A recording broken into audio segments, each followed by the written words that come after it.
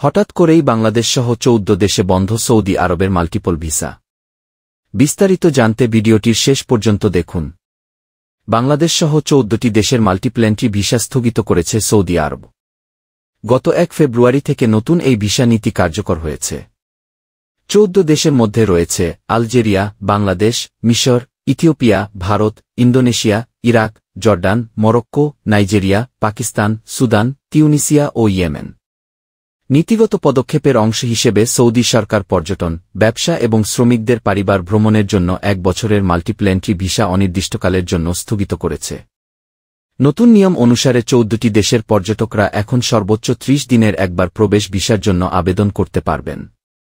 তবে কূটনৈতিক, শ্রমিক, হজ ও ওমরাহ ভিসায় এর প্রভাব পড়বে না।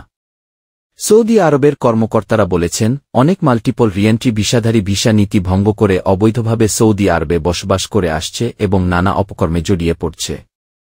এমনকি অবস্থানের সময়সীমা অতিক্রম হওয়ার পরও পর্যটক ভিসার অপব্যবহার করে হজে অংশ নিয়েছে। এদিকে হজের কার্যক্রম শেষ হলে এ সিদ্ধান্তের পরিবর্তন হতে পারে বলে মনে করছেন দেশটিতে বসবাসরত বাংলাদেশি প্রবাসীরা। তারা বলেন, হজের কারণে হয়তো সরকার এ ধরনের সিদ্ধান্ত নিয়েছে।